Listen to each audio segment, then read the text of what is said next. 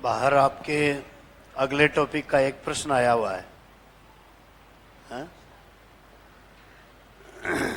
अगला टॉपिक जो आप पढ़ोगे ना जलवायु का, उसमें एक पश्चिमी विक्षोभ का प्रश्न, हाँ, वो अभी आया हुआ है।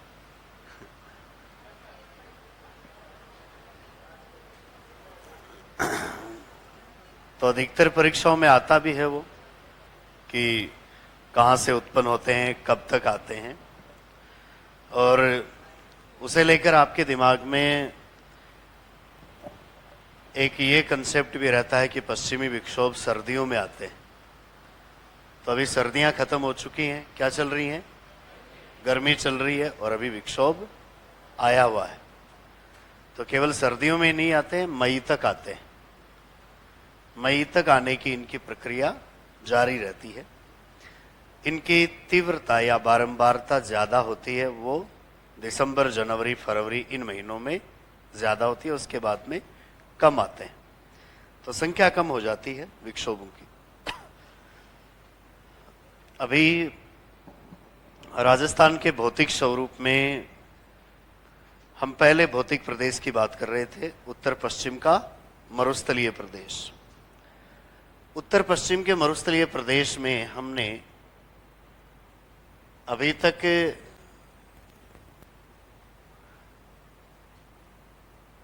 इसके इतिहास की बातें की हैं कि यहाँ की जलवायु में समय के साथ में क्या क्या परिवर्तन हुए हैं।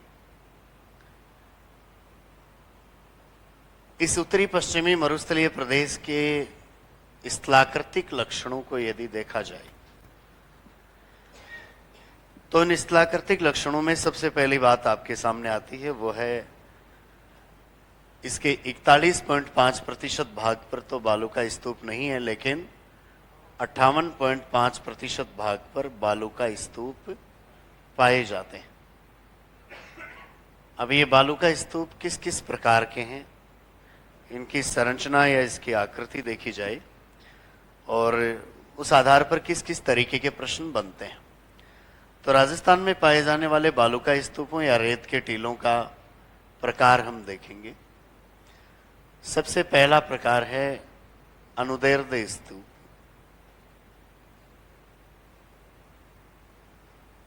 अनुदैर्ध्य कह दें या हम कह दें रेखीय।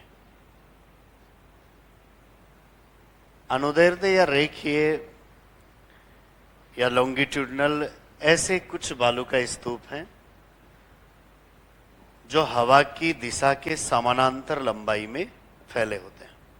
यानी साल में अधिकांश समय जिस दिशा में हवा चलती है उसी दिशा में ये लंबे रहते हैं। मान लीजिए किसी एरिया में पूरे साल भर लगभग पश्चिम से पूर्व की ओर हवा चल रही है, तो बालू का स्तूप भी किस दिशा में लंबा है? पश्चिम पूर्व दिशा में। यदि ऐसा है तो वो कौन सा स्तूप है? अनुदैर्ध्य या रेखीय। यदि हवा पश्चिम से पूर्व की ओर चल रही है और स्तूप की लंबाई उत्तर दक्षिण है, तब वो अनुदैर्ध्य नहीं है, तब वो है अनुप्रस्थ प्रकार का स्तूप है। तो अनुदैर्ध्य प्रकार के स्तूपों में हमें स्तूप में जो लंबाई मिलती है, जिस दिशा में वो लंबा है, वो उसी दिशा में मिलती है जिस दिशा में हवा चल रही है। जैसे इधर ही हवा जा रही है और इसी दिशा में वो काफी लंबा बन गया है, चौड़ाई जिसकी कम है।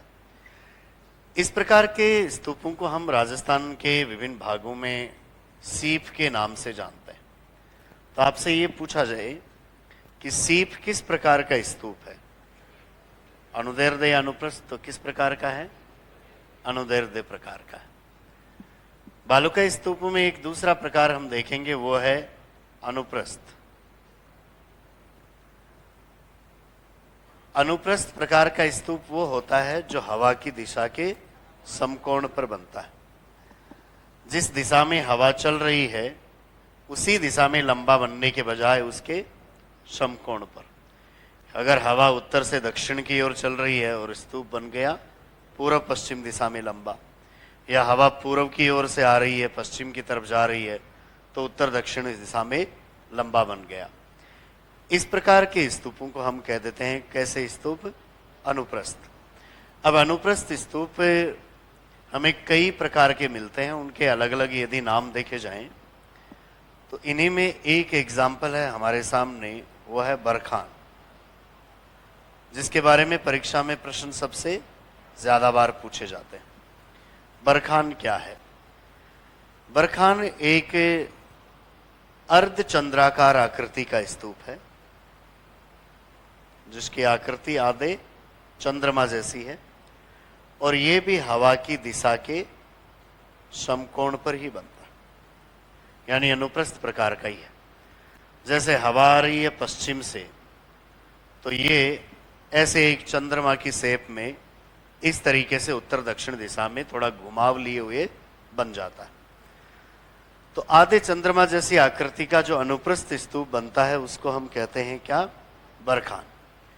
जिस दिशा में हवा जा रही है, स्तूप के दोनों किनारे वाले भाग उसी दिशा में आगे की ओर निकले होते हैं, और किनारे वाले भागों की ऊंचाई बहुत कम होती है, लेकिन स्तूप का बीच वाला भाग है वो काफी ज्यादा ऊंचा होता है। जिस तरफ से हवा आ रही है उस तरफ का यदि हम स्तूप का ढाल देखें तो वो नॉर्मल होता है, लेकिन स्तूप के एकदम टॉप पर जाकर आप जस्ट दूसरी तरफ का ढाल देखेंगे तो वो अत्यधिक खड़ा होता है। तो किसी भी आप टीले को देखें उसके टॉप पर जाकर, तो उसके दोनों तरफ के स्लोप हैं वो एक जैसे हो, कोई जरूरी नहीं है। एक तरफ का स्लोप जेंटल हो सकता है और दूसरी तरफ का स्टीप या तीखा या खड़ा जो ढाल है वो हो सकता है। जैसे आपने यदि किसी बरखान को एक किनारे से देखा तो जिस तरफ से हवा आ रही है उधर से तो ऐसे नॉर्मल ढाल मिलेगा, और फिर आगे की तरफ वो बिल्कुल ऐसे खड़े ढाल के रूप में मिलेगा। ऐसे आप देख सकते हैं बरखान को। इस तरफ से हवा चल रही है तो जिस तरफ से हवा आ रही है उस तरफ का ढाल तो कैसा है? नॉर्मल। लेकिन टॉप पर जाने के बाद में इसका ढाल कैसा है? बिल्कुल खड़ा। तो जिस किनारे पर पवन टकराती है किसी स्तूप के, उसको हम कहते हैं कौन सा किनारा? पवनमुखी, या आप कहते हैं विंडवार्ड।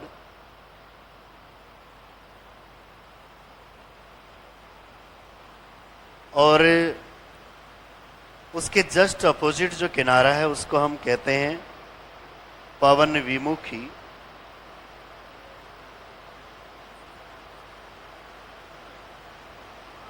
या आप कहते हैं क्या? लीवार्ड। वैसे आपको बरखान के संबंध में उसकी जो विशेषताएं हैं, उसके ढाल हैं, इनके बारे में बहुत कम ऐसा मौका देखा गया कि आपको प्रश्न किया जाता। आपको केवल इतना पूछकर रह जाते हैं कि बरखान किस प्रकार का स्तूप है या उसकी आकृति कैसी है। लेकिन हमने इसकी और भी सारी विशेषताएं देखी तो उनमें यह पता चला कि जिस तरफ हवा जा रही है उसी तरफ दोनों किनारे आगे की ओर निकले होते हैं।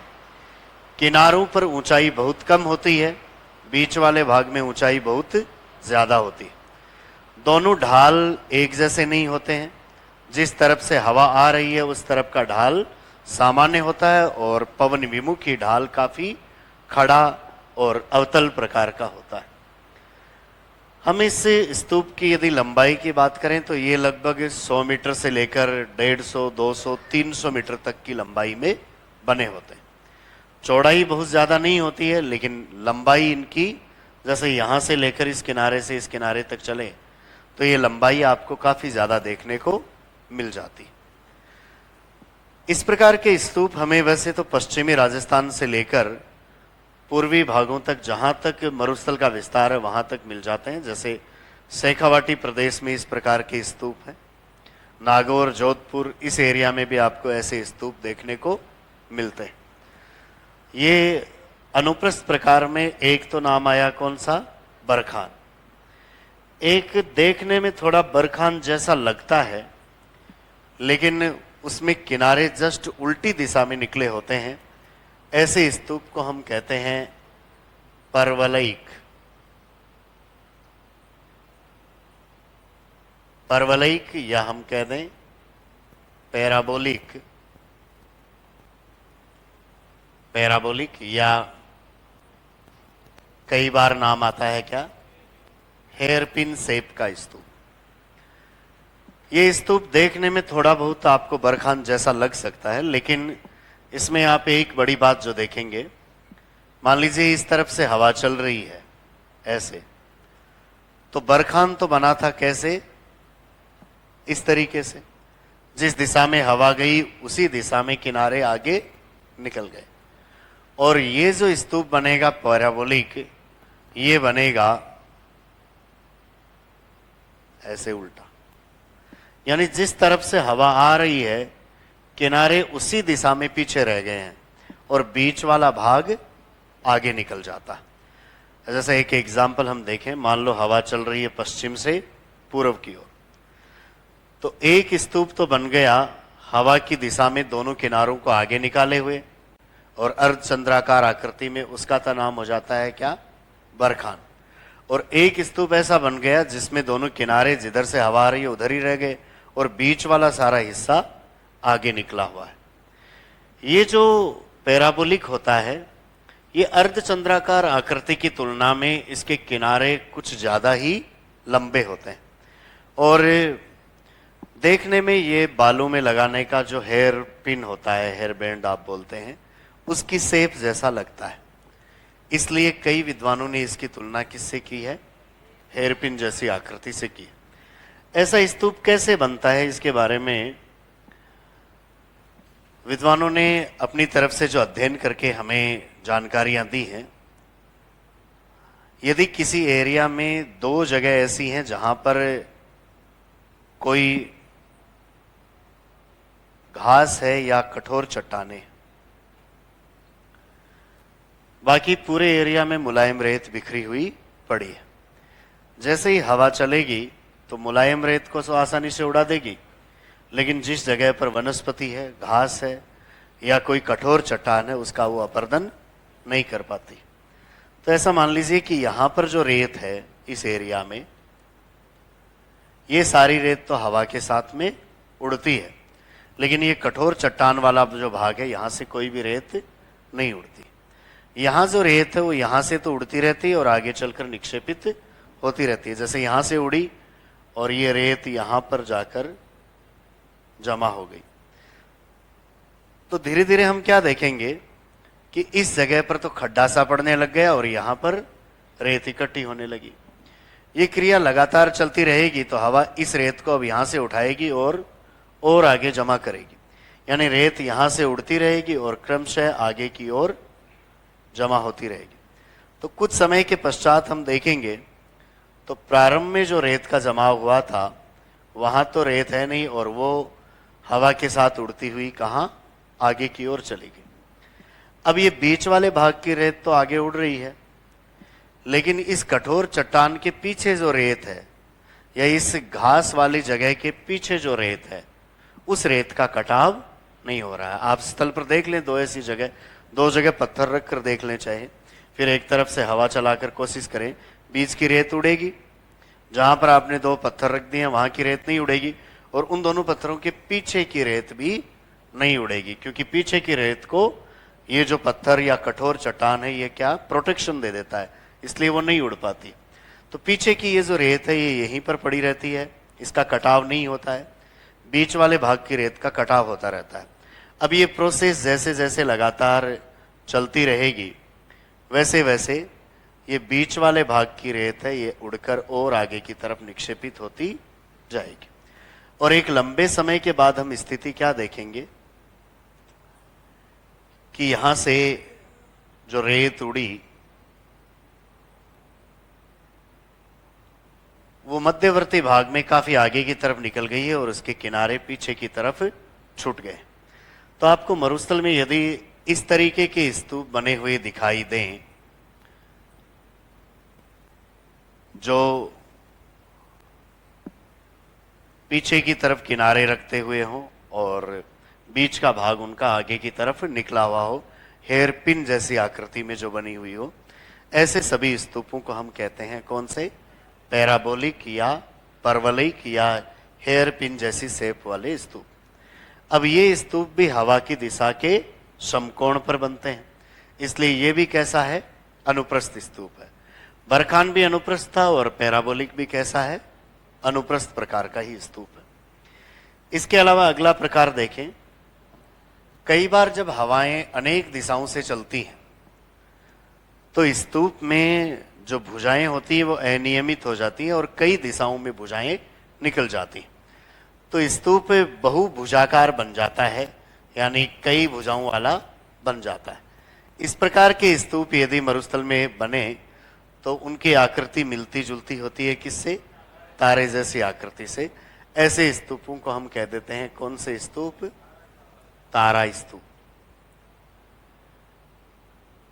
तारा स्तूप बहुत जगह पर आपको देखने को नहीं मिलते हैं, रेयर केस में ही कहीं कहीं पर मिलते हैं। और ऐसे स्तूपों का एग्जाम्पल आप देखें तो कुछ आपको बीकानेर जिले में मिलते हैं। इसके अलावा जैसलमेर जिले में देखा जाए तो पोखरण के पास मोहनगढ़ एरिया में मिलते हैं। गंगानगर में देखेंगे तो सूरतगढ़ एरिया में आपको इस तरीके के तारे की आकृति के बहुभुजाकार स्तूप देखने को मिल जाते हैं। इसके अलावा एक और एग्जाम्पल मरुस्थलीय प्रदेशों में बहुत छोटे स्तूपों के रूप में आप देखते हैं, जिनका नाम होता है कौन सा, नेबखा। नेबखा टाइप के स्तूप, ये नाम थोड़ा सा अलग लग रहा है लेकिन आप सभी लोगों ने नेबखा टाइप के स्तूप देखे हुए। आप मरुस्थलीय प्रदेश में ऐसी जगह को देखें जहां पर कुछ ऐसी झाड़ियां खड़ी हों। झाड़ी का मतलब है ऐसी वनस्पति जिसमें आपको ज्यादा वृक्षों की तरह तना या ऊंचाई नहीं मिलती है, कई शाखाएं निकलती हैं।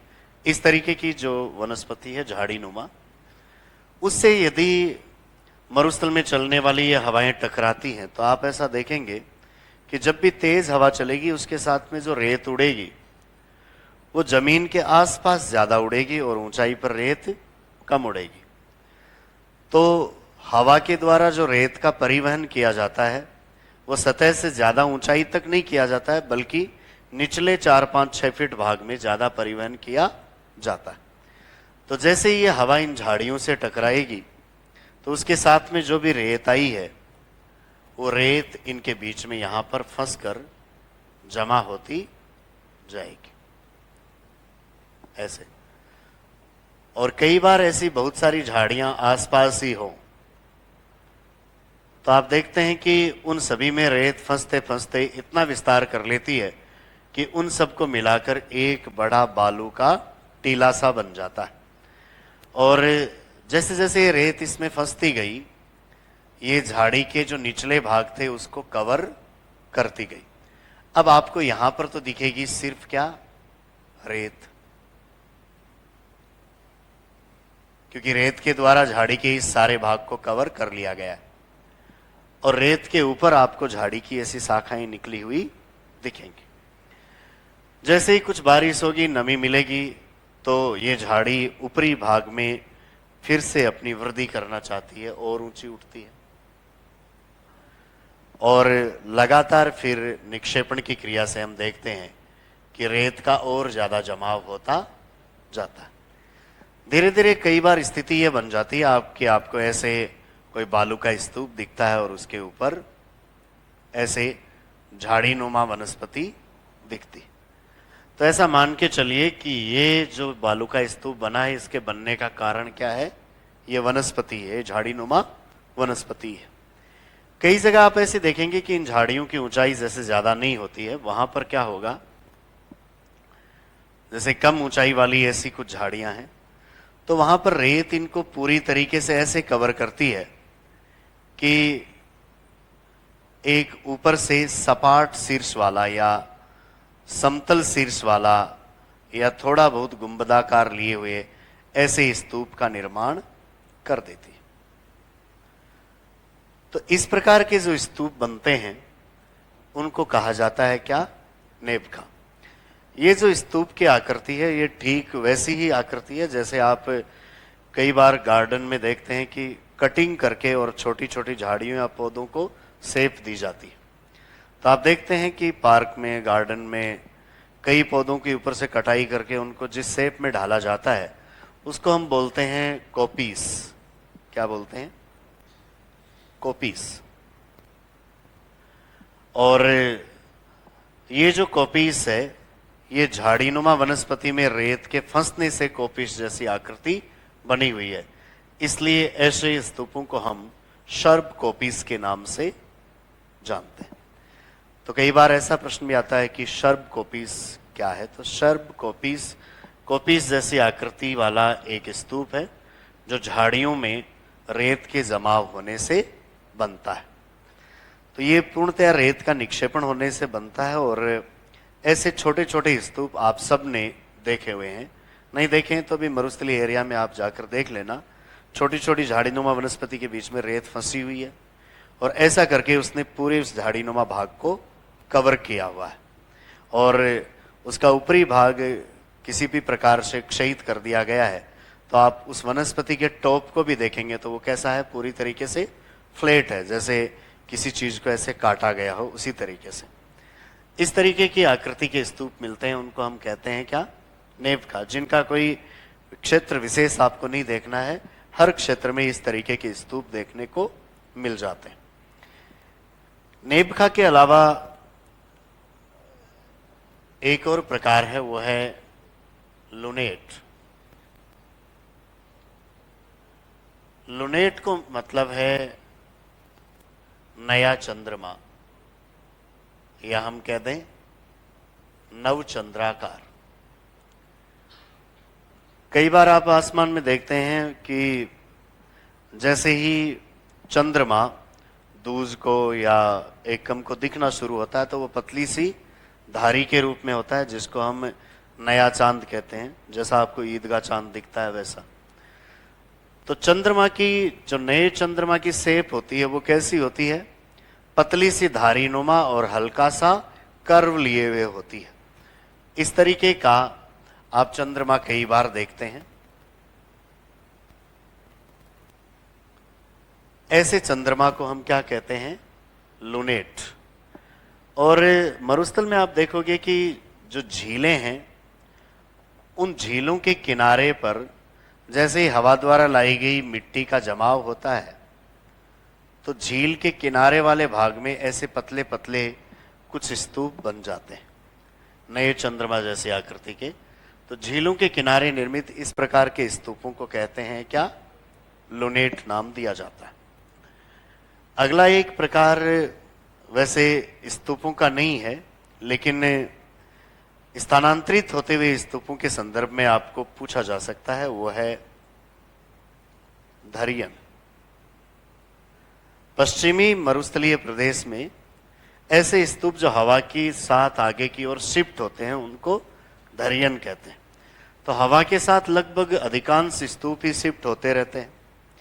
बरखान भी हवा के साथ खिसकता रहता है, या आप जिसकी पैराबोलिक या परवलिक की बात कर रहे हैं वो भी खिसकता रहता है। तो किसी खिसकते हुए इस प्रकार के टीले को नाम दिया जाता है क्या?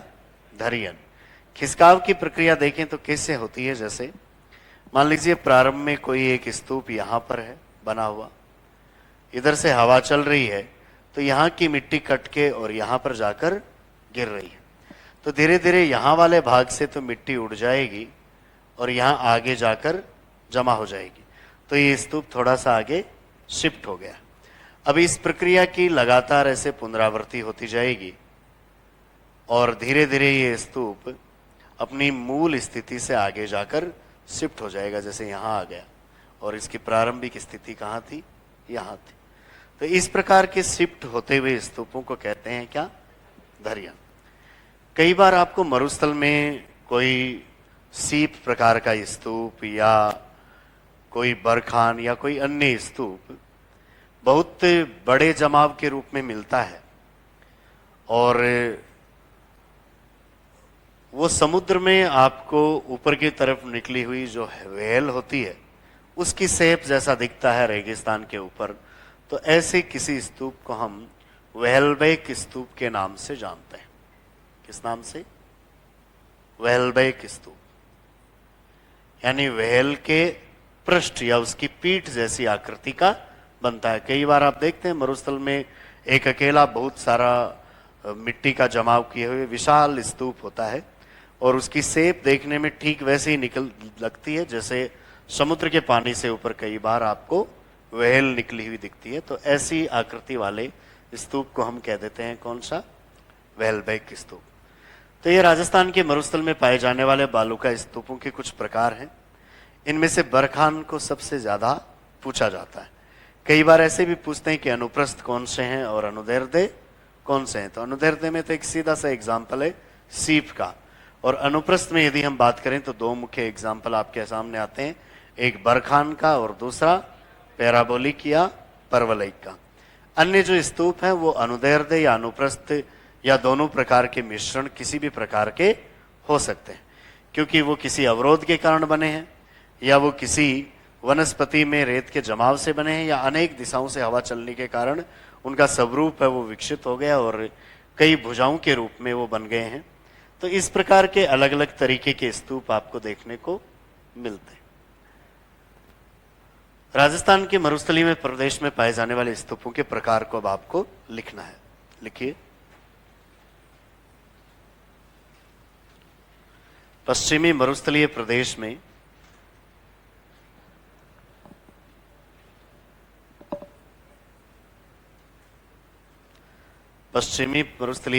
में पाए जाने वाले बालू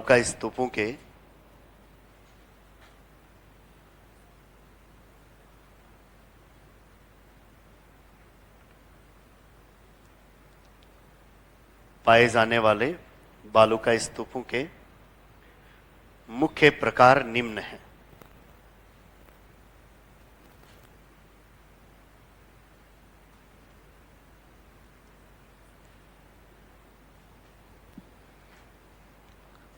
मुख्य प्रकार निम्न है। पहला लिखिए अनुदैर्ध्य या रेखीय स्तूप।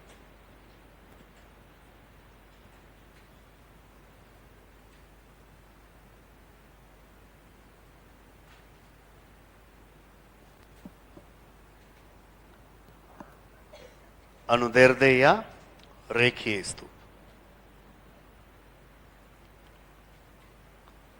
इसके सामने लिखिए ऐसे स्तूप जिनकी दिशा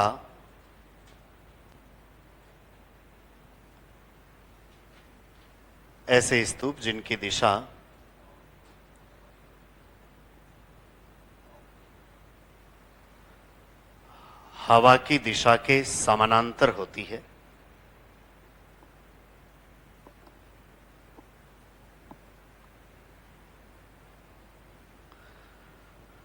हवा की दिशा के समानांतर होती है, अर्थात हवा की दिशा में ही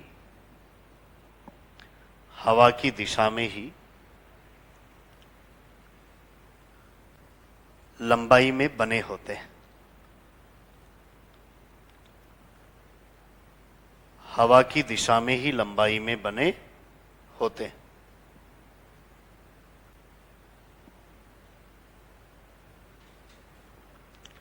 उदाहरण सीप।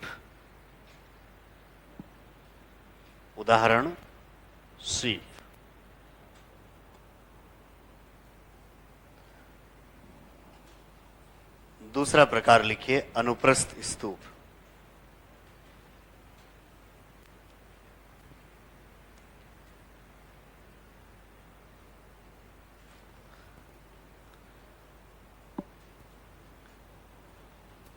अनुप्रस्थ स्तूप। इसके सामने लिखिए ऐसे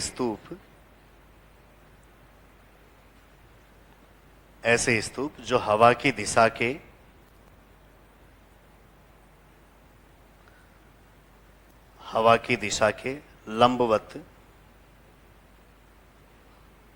लंबवत या आड़ी दिशा में या समकोण पर ऐसे नाम आ सकता है। लंबवत या समकोण या आड़ी दिशा में बने होते हैं।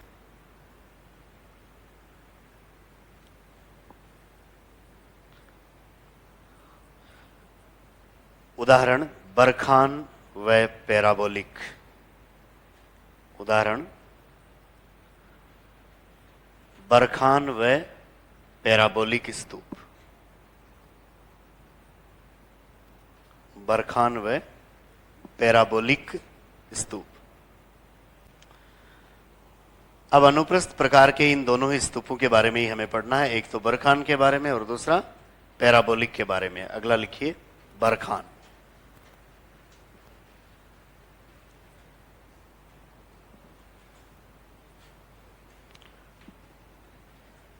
लिखिए इसके सामने, ये है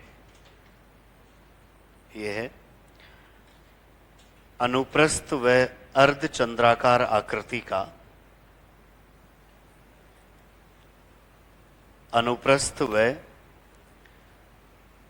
अर्धचंद्राकार आकृति का स्तूप होता है।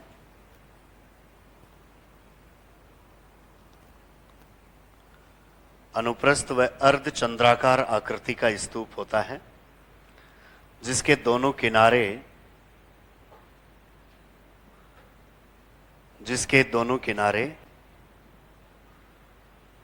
हवा की दिशा में ही सींग के रूप में, सींग का मतलब हुआ नुकीले होते हैं, हवा की दिशा में ही सींग के रूप में निकले होते हैं।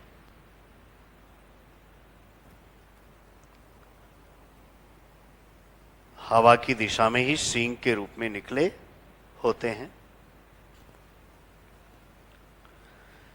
इसके मध्य भाग में ऊंचाई सर्वाधिक होती है।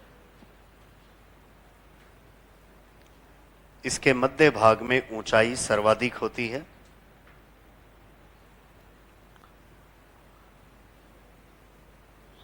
जो किनारों की ओर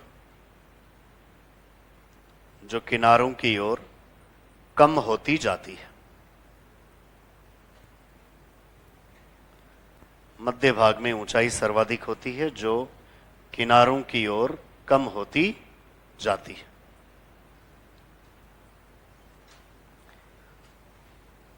आगे लिखिए, इसका पवनमुखी ढाल, इसका पवनमुखी ढाल सामान्य या मंद,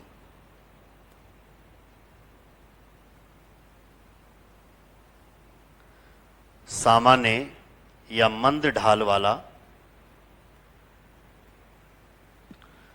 इसका पवनमुखी ढाल सामान्य या मंद ढाल वाला तथा पवन विमुखी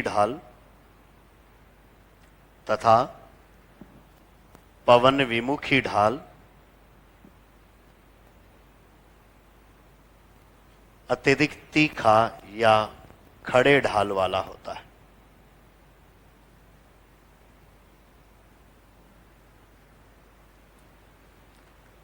पवन विमुखी ढाल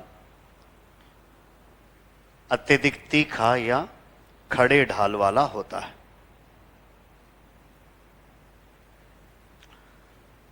आगे लिखिए, इस प्रकार के स्तूप पश्चिमी राजस्थान से लेकर, इस प्रकार के स्तूप पश्चिमी राजस्थान से लेकर शेखावाटी क्षेत्र तक पाए जाते हैं। पश्चिमी राजस्थान से लेकर शेखावाटी क्षेत्र तक पाए जाते हैं।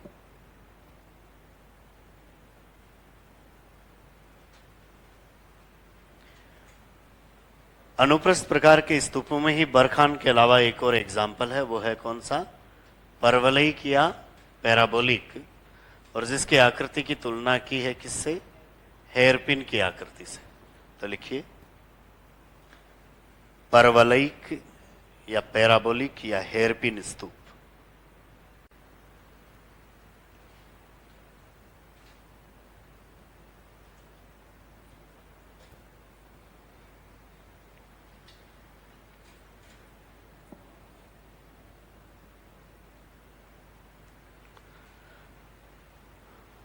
लिखिए इसके सामने, यह भी एक अनुप्रस्थ स्तूप है।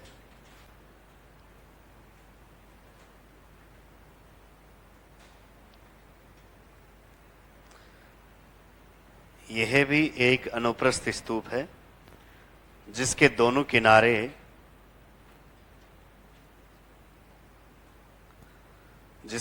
किनारे जिस तरफ से हवा आ रही है,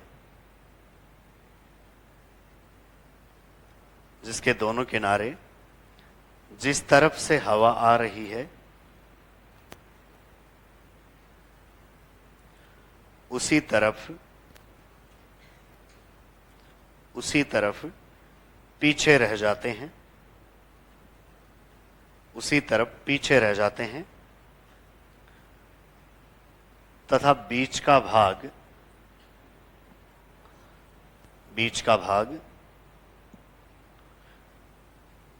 हवा की दिशा के साथ,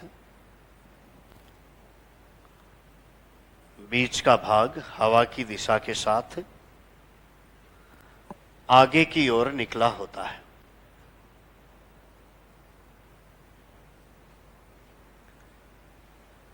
बीच का भाग हवा की दिशा के साथ आगे की ओर निकला होता है। और आकृति की बात करें तो किससे मिलती जुलती है? हेयरपिन। लिखिए, ऐसे स्तूपों की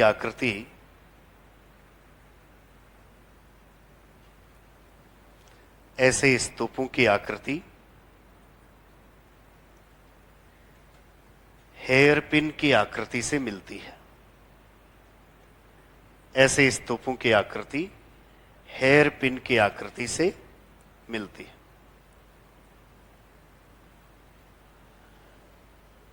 हेयर पिन आ जाए, कई बार केश पिन भी लिखा हो सकता है, बालों में लगाने की पिन की आकृति का होता है।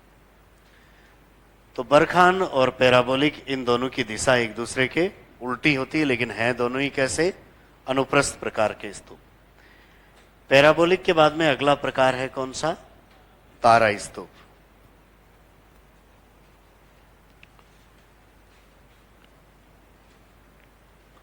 लिखिए, तारा स्तूप।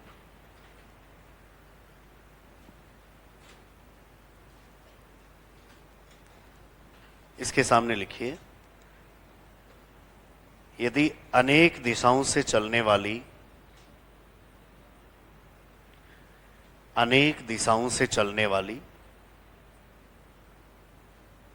हवाओं के कारण, अनेक दिशाओं से चलने वाली हवाओं के कारण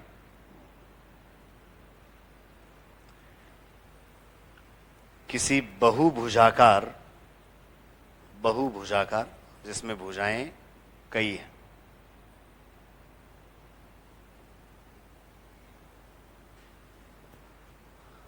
बहुभुजाकार स्तूप का निर्माण होता है।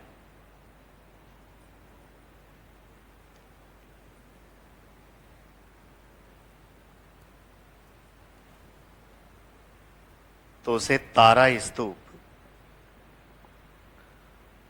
स्तूप कहा जाता है। तो उसे तारा स्तूप कहा जाता है। ऐसे स्तूप जैसलमेर जिले के मोहनगढ़,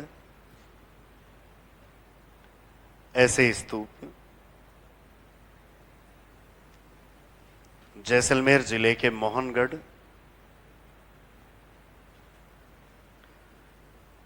व गंगानगर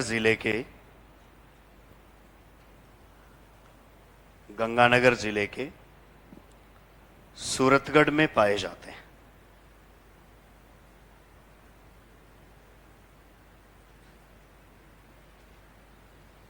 गंगानगर जिले के सूरतगढ़ में पाए जाते हैं।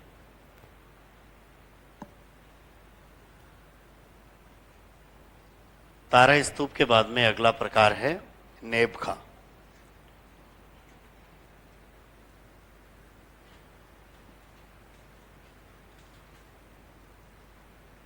इसके सामने लिखिए,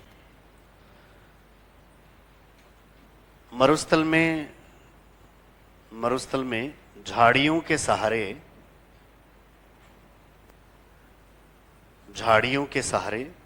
रेत के जमाव से बनने वाले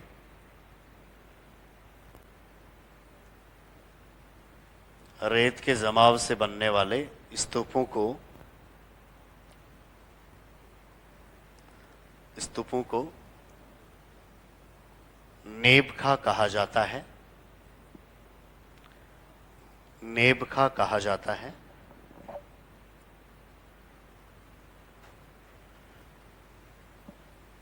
और आगे लिखिए, इन्हें शर्ब कोपिस के नाम से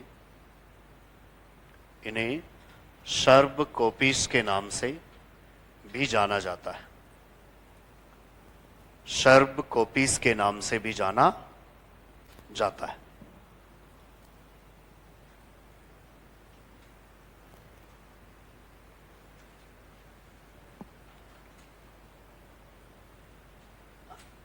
अगला प्रकार है लुनेट या नवचंद्राकार स्तूप।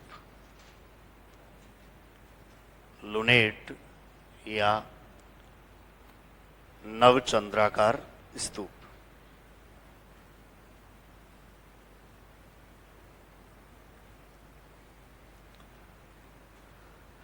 इसके सामने लिखिए, झीलों के किनारे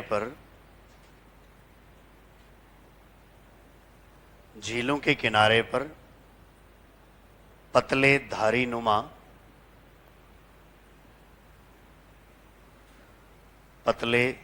नुमा नए चंद्रमा जैसी आकृति के स्तूपों को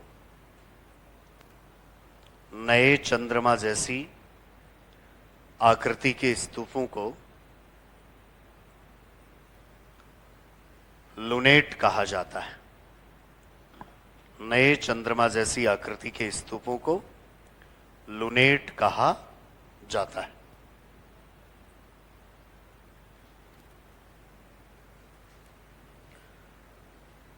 और मरुस्थल में कोई एक विशाल स्तूप वहेल के पृष्ठ के समान दिखाई देता है, तो ऐसे स्तूप को हम वेहलबैक स्तूप कह सकते हैं। अगला प्रकार लिख लीजिए, वेहलबैक स्तूप। वेहलबैक स्तूप।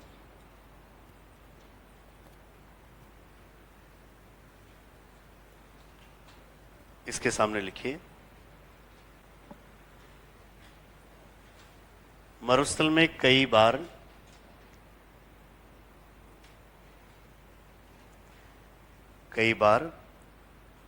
एक विशाल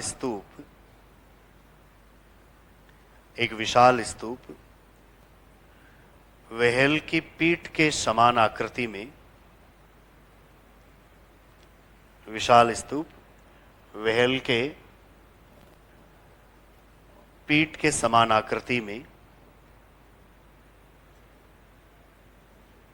दिखाई देता है।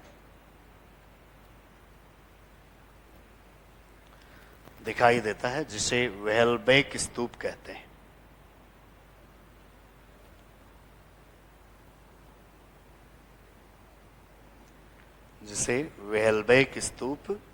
कहते हैं। अगला एक प्रकार है धरियन। तो पश्चिमी राजस्थान में जो स्थानांतरणशील बालू का स्तूप है, जो हवा के साथ आगे की ओर खिसकते रहते हैं। लिखिए, धरियन। पश्चिमी राजस्थान में स्थानांतरणशील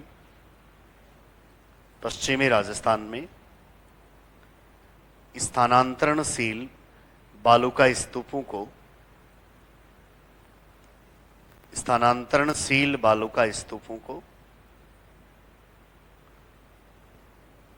स्थानीय भाषा में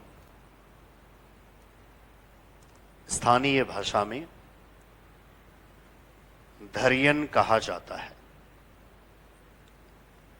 स्थानीय भाषा में धरियन कहा जाता है।